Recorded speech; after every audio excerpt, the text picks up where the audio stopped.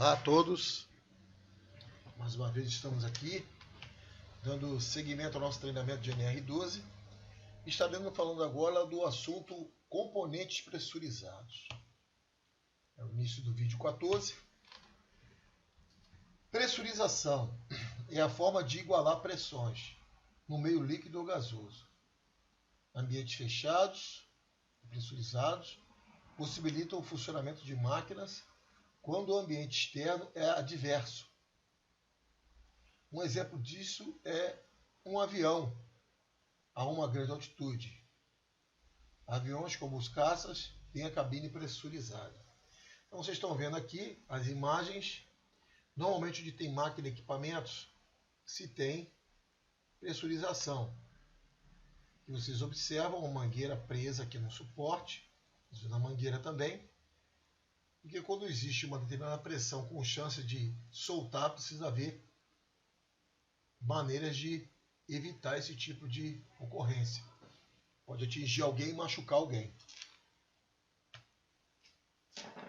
Devem ser adotadas medidas adicionais de proteção das mangueiras, tubulações e demais componentes pressurizados, sujeitos a eventuais impactos mecânicos e outros agentes agressivos, quando houver risco. Então isso é possível.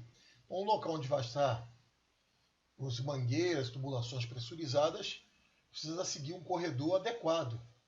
E por outro lado, até para não sofrer impacto de algum outro material e soltar, liberar essa energia, porque um componente pressurizado tem energia.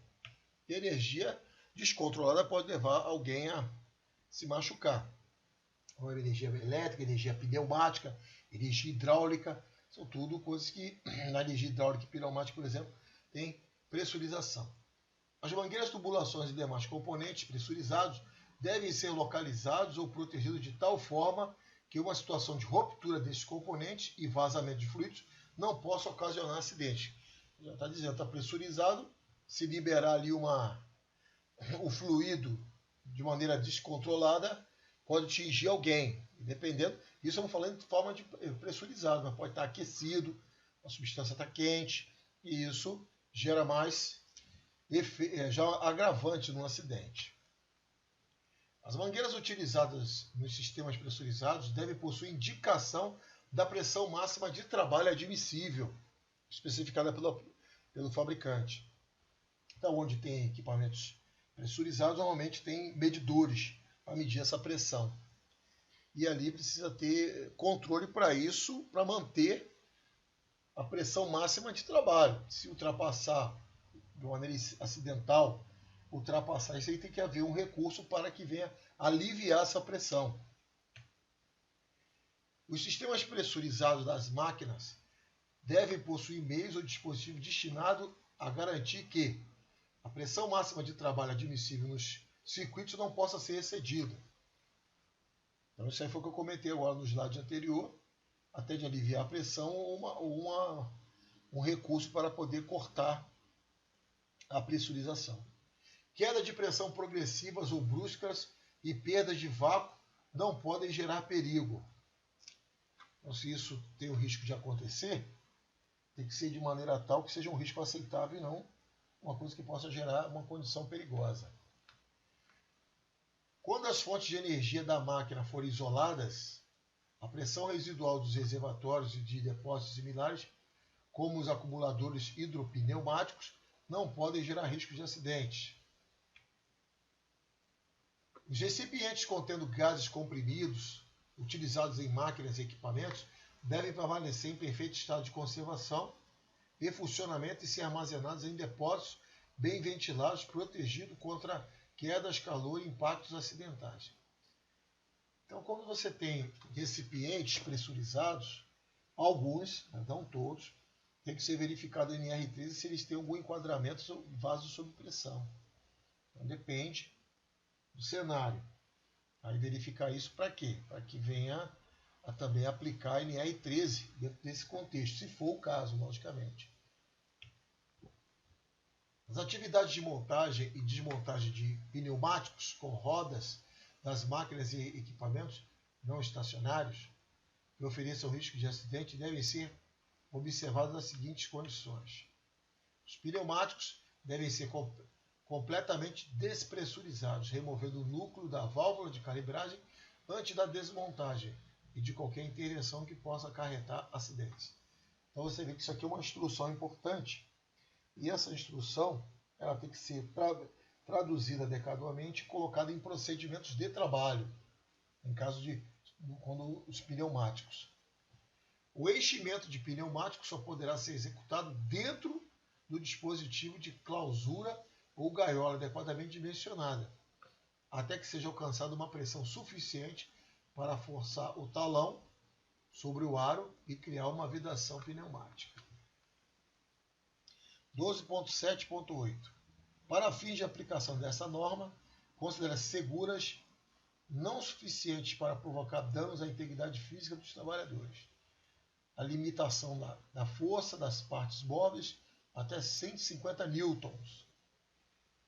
Da pressão de contato até 50 newtons centímetro quadrado. E da energia até 10 joules, exceto nos casos em que haja previsão de outros valores em normas técnicas oficiais específicas. Então, as informações estão dentro do projeto que vai precisar definir toda essa pressão de trabalho e as que são suficientes. Em sistemas pneumáticos hidráulicos que utilizem 2 ou mais estágios com diferentes pressões como medida de proteção, a força exercida no percurso inicial ou circuito de segurança, aproximação, a pressão de contato e a energia devem respeitar os limites estabelecidos no subitem 12.7.8, exceto nos casos em que haja previsão de outros valores, também tudo previsto em normas técnicas. E certamente o engenheiro mecânico deverá fazer parte desse projeto, um engenheiro mecânico experiente nesse assunto. Pessoal, aqui nós finalizamos o vídeo 14, voltando a questões pneumáticas e de componentes pressurizados, hidráulicos e pneumáticos.